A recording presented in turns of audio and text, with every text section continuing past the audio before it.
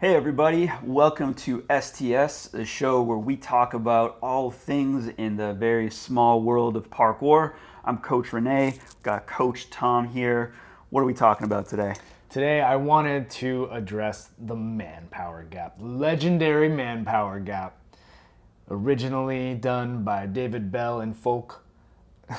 Real quick though, the Manpower Gap. So Manpower is actually like a company. Yes. And it's funny because like I didn't know that for years when after seeing videos of people doing the jump, I didn't know that's why it was named Manpower. Didn't you work for Manpower, like the company? Sadly, yes, I did for a bit. When I didn't know in my early 20s, when I didn't know what I wanted to do with myself, well, I kind of knew. I kind of knew that I wanted to do something with personal training at the time, and so this was like a way in between schooling, in between getting a certification for that. I just applied for companies like Manpower because they just needed someone to like stack boxes at a warehouse. Nice. That's what they do basically. So Best box stacker in the land. Yeah, but- Renee Scavington.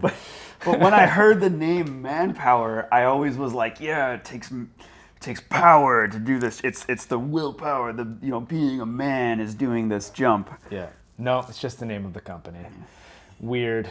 So anyway, I wanted to bring up Manpower because there's a lot of recent achievements that have happened over Manpower just in the last few months, and so I wanted to address them. And I guess the first thing that happened was somebody corked it. So they corked over the gap, although there's some controversy there, so maybe we'll address that in a minute. Somebody did double side flip over the gap. And then even like just the other day, somebody did a 360 front flip or a vortex front flip, I think some people call it. So all like incredible achievements and the first time that has been done over this gap. But I guess the important thing to remember is that it's really just a big drop. True. Like it's very easy to make the gap in terms of the distance because, with a little running approach, it's not too difficult to cover it. A lot of people do it standing. So the gap itself is not massive. It's more the scale of the drop and then the consequences if you do happen to short it. Which has never happened. I hope never happens. But I guess it brings me to, okay, so let's talk about the build. So I'm gonna butcher his name, Chuke. He's one of the Wizzy Gang members, which is a French team. Did you even say that right? Wizzy Gang? Yeah. Yeah, I think so. Okay. Wizzy Gang, YZ Gang, I don't know, maybe. Anyway, this guy, he's like 17. And he's recently did like a cork over a roof gap that was insane. But then he went and he did Manpower. And actually, it's the same guy, right? Yeah, it's the same guy. So, but he had a whole team working with him to help him do this, including somebody who built a platform to go in the takeoff so that you don't have to step up to the lip. You can just kind of make it it's like a flat takeoff. So. Some people are like kind of calling this out as like, is this really parkour? Because, spot modification, is that really part of our ethos of as a sport, as a culture? Do we build our spots? And I want to get your take on this. I'm curious what you think about how do you feel about spot modification in this case, in this very specific case with the building of a structure. In this specific case, I could care less. Yeah, you're just about, like, oh, yeah, cool. because it's a tiny modification. Like I think that lip looks like I don't know, something like that is the step up, and it's narrow, and you're definitely not going to do a cork from like stepping behind it. Oh yeah, no. Or a lot of the things that have been done since.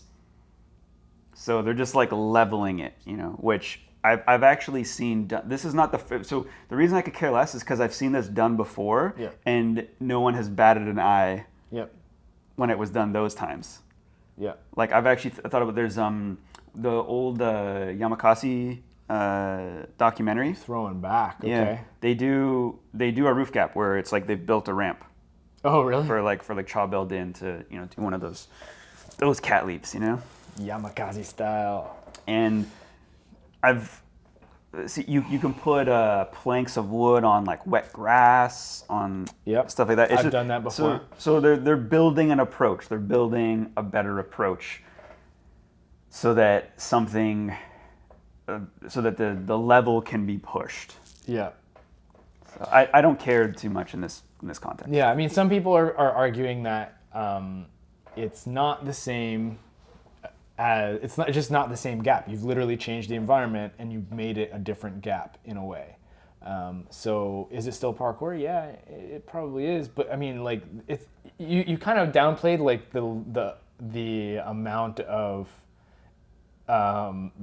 like spot modification it is. Like, oh yeah, they just made it level. No, they like literally like built a platform and they're like, oh, it's not perfect. We have to modify it even more to make it perfectly level. And okay, so is it wait, I'm gonna cut out there. Is it the detail of the build that you think adds to the argument that it doesn't count or that takes away from it, versus like, okay, say they had just put one piece of plywood like just over top, and then it was kind of angled so that it's like it ramped up to the lip. Do you know? Yeah. This is very hard to explain. I know what you're saying on a podcast. But I hear what you're saying, and let's be clear here. I'm not like against it in the sense that I don't think it's like, I think he wanted to achieve cork.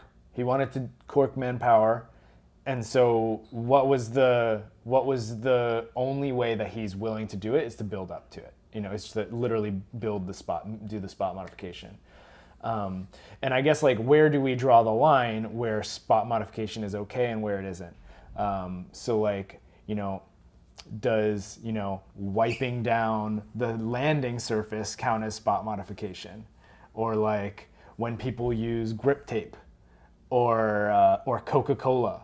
Where's the line of spot modification? Is it just like making something grippier, or is it like building a whole structure that you're actually adding to the spot?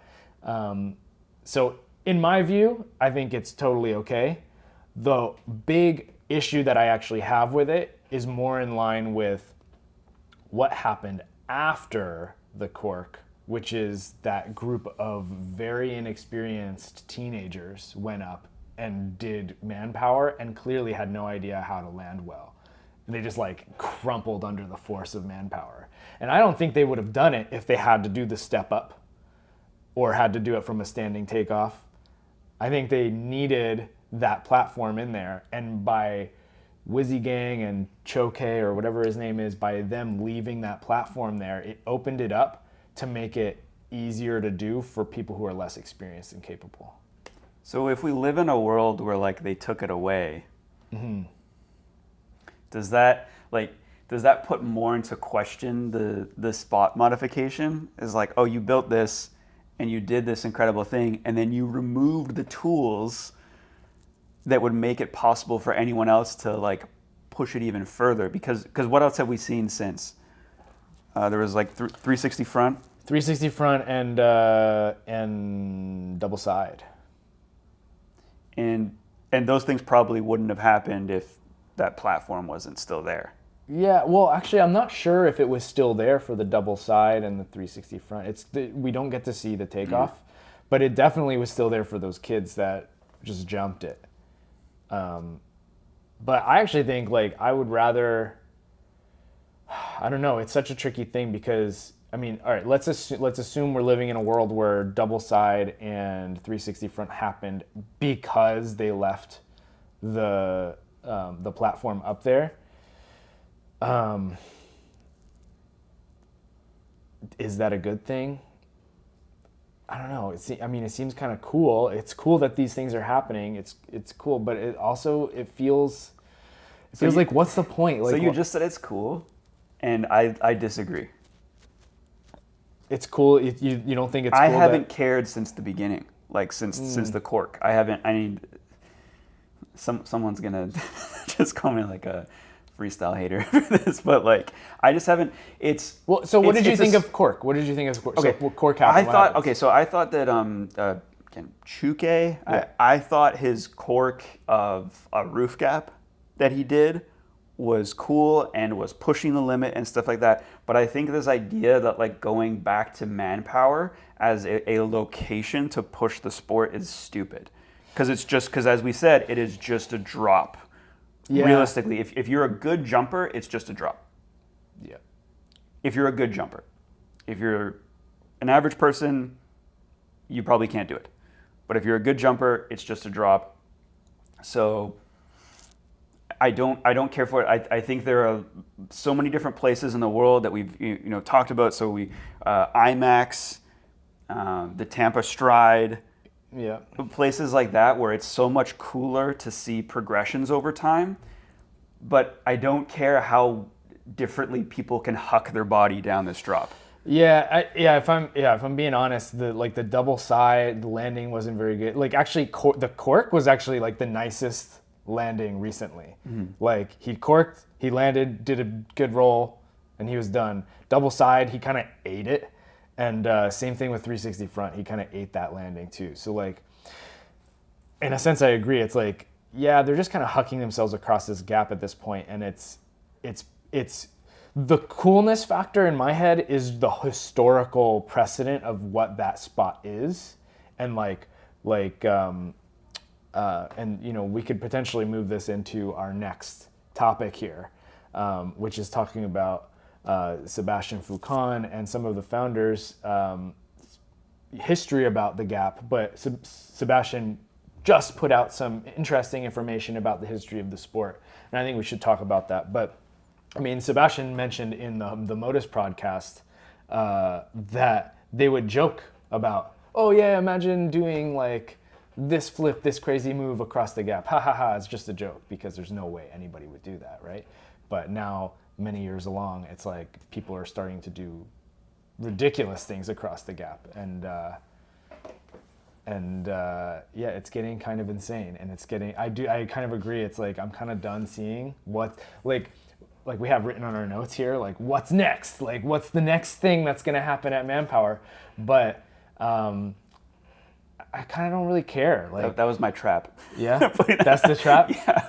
Yeah, I wrote here on the show breakdown what's next as I was going to throw to you, and then when you threw back to me, I was going to be like, I don't care because I'm that guy. Yeah, I mean, like all right, let's entertain that question really quick. What is next? What's likely to happen? Well, double side has happened. Double front has not yet. So double front will probably be the next thing. That's the next logical step that I can see happening. That's so much impact. Oh yeah, I know, and I don't know if I even want to see it happen. And I don't know. I don't even know what to expect next. Like, you know what hasn't happened at Manpower? Nobody's tried to land on the edge. No one's tried to stick it. Yeah. Nobody's tried to stick Manpower. Please don't. Yeah, don't. But yeah, I don't know what else there is to milk out of this gap, and so I'm just kind of, I think I'm in your camp here, where I don't really care too much about the gap anymore, other than the historical precedent that was set early on. Early on meaning like just jumping it. Just jumping it, and like and a lot of people go there to do it as like a pilgrimage of like, oh, I'm going to the historical site of where David Bell and the Yamakaze did crazy jumps, and I mean, you think about that jump in particular, how insane it is just to do. Like when Storer did it, they all kind of ate the landing and were like, that sucked. Like, and so it's like these are guys who have been training for, over a decade and still like not really dealing with the landing very well. And David Bell is like, our earliest videos of David Bell, we see him doing it and doing it well and then taking more drops after. That's like his specialty though, or one of. Yeah, true. Like him and Seb, one of their specialties is just height drop to roll. Well, that's because at the time there wasn't that many moves. So like, what are the moves that you can do? Jump bigger than that. But it's funny because we're actually re-entering an era of height drops, because it was like height drops were like really popular back then, and like big gaps and things like that. And then we kind of moved away from it in favor of more technical parkour. And now I think we're moving back in that direction because it's like, it's cool again. Or it's just like accepted, because I think part of the reason why I ran out of it is because of the shame. There was a ton of shame back in the day. When I first started parkour, like if you posted any kind of height drop that was like above your head, it was like, why are you doing a height drop? Like, that's bad for you, bad for your knees, bad, don't bend past 90 degrees, like all these like terrible like myths around height drop. And you know, I think it was good in a sense because it kept people in check for like, you know, being a little bit more responsible with their training. But at the same time, I think it also potentially held some people back from pushing it because they might have been good at it.